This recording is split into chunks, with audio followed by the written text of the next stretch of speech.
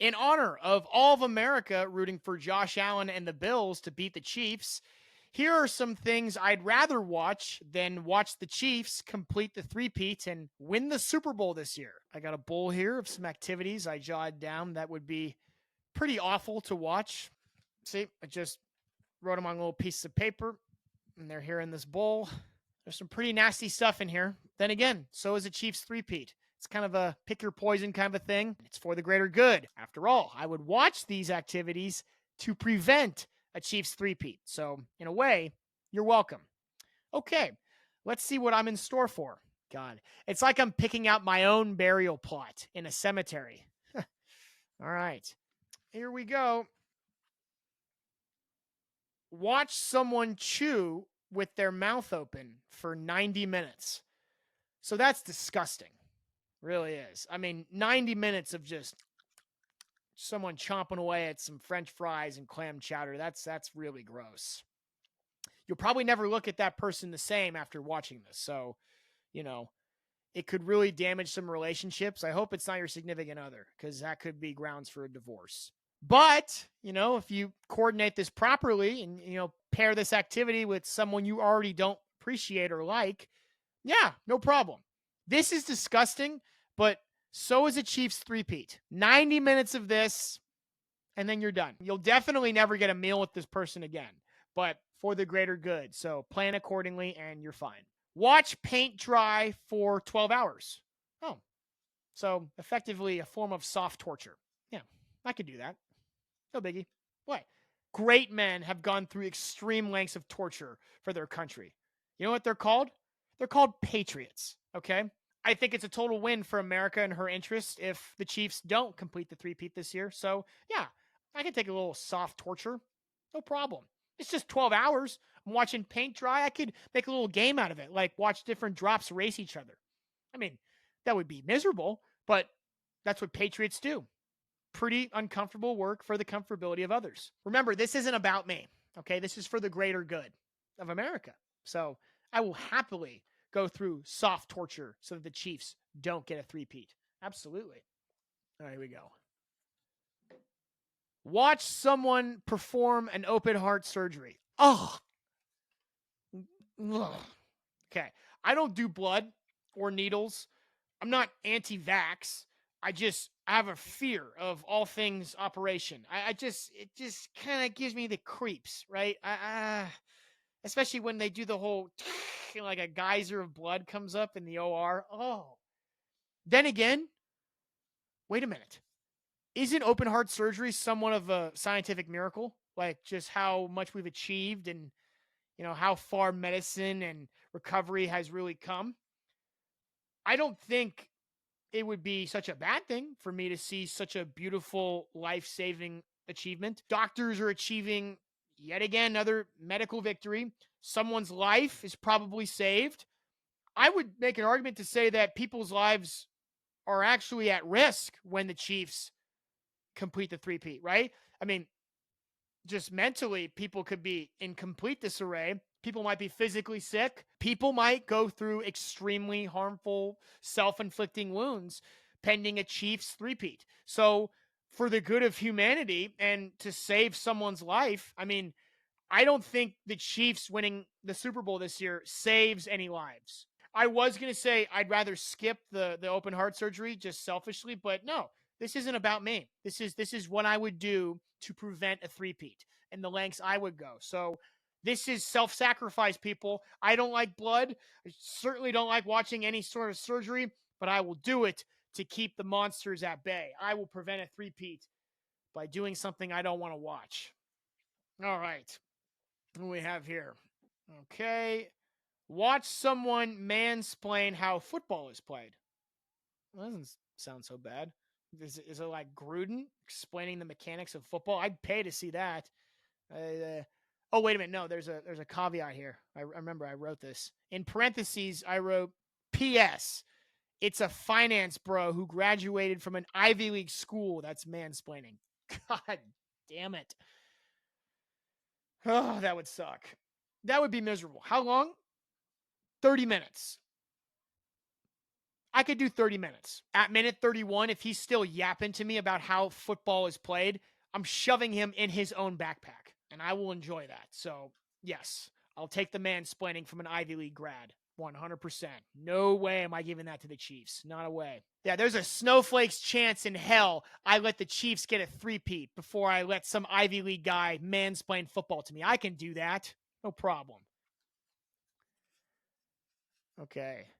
Watch your girlfriend cheat on you for Patrick Mahomes.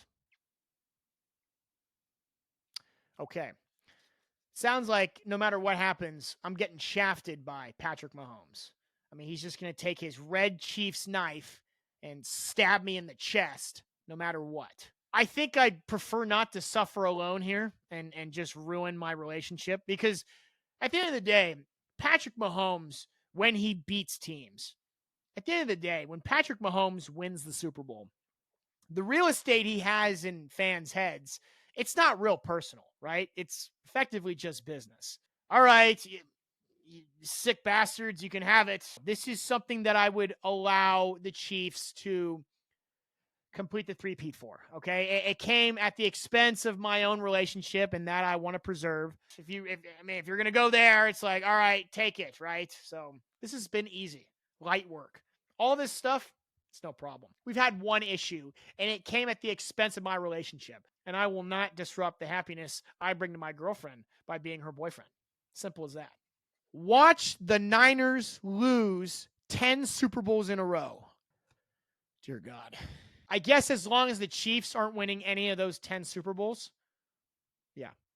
Think about it. I mean, just think about it like this. You're not watching a compilation on YouTube, 10-minute long video of all the different Super Bowls the Niners lost, even if it is in a row. No, you're experiencing 10 seasons in a row where they go to the Super Bowl and lose. I mean, just think about that. Think about how much fun it is to watch your team go to the Super Bowl. Every year, I mean, it's just great season, amazing playoffs. You get those 2 weeks in between the NFC Championship and the Super Bowl where life is great. You can't be bothered. Your hopes are at an all-time high, and then you get crushed. 10 years in a row, of course, that's hell on earth. I mean, technically, you would be the biggest loser in the history of sports. I mean, no one has ever lost the championship 10 times in a row. That's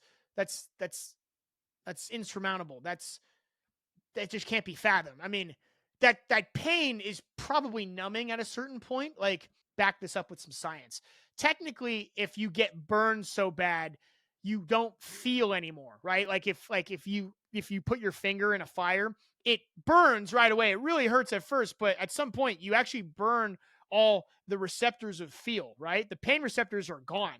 So you actually don't feel anything anymore. So technically, I think it would really suck to lose 4 Super Bowls in a row, right? Isn't that what the Bills did? Or 5 Super Bowls. If you complete the full hand of 1, 2, 3, 4, 5 Super Bowls that you lost in a row, I think that would be unbearable. But then 6, 7, 8, 9, 10, you're already numb, right? Sure, you may never love again. You may never have hope or faith in anything again, but you could do it. And if it means that all 10 of these Super Bowls have nothing to do with the Chiefs, all for it. This is what we call, again, jumping on a grenade, right? This is sacrifice. This is what patriots do. This is what American heroes do. We are not going to take a break on this one. I will take 10 losses in a row with my Niners. That's what faithful does. The greater good. That one would hurt for sure. That would suck, but we'll do it. Watch how hot dogs are made. Oh, this is easy. Yeah, no problem. You ever heard the phrase, "This is how the sausage is made"? It describes sort of an ugly truth of something you may have loved, but behind the scenes, it's really disgusting in nature. I actually think this may save my life. If I watch how hot dogs get made, as opposed to watching the Chiefs complete the three-peat, I will actually be healthier. I will never eat hot dogs again. I can assure you that. You'll never eat a hot dog again after you watch that process of taking once real meat and just squeezing the hell out of it until it becomes what, that toothpaste? I mean, I kind of know about it. That's why I don't necessarily eat a hot dog with every meal.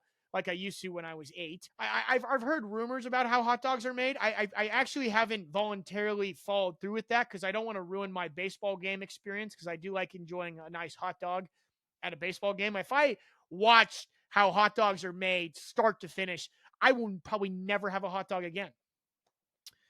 But then again, if I do that to prevent the Chiefs from completing the three-peat, I'd be better for it. 100%. No problem. I'm bored. I need a real challenge here. Watch someone with dirty hands prepare food that you have to eat. Wait a minute, there's another caveat. I put in parentheses poo-poo hands. Okay.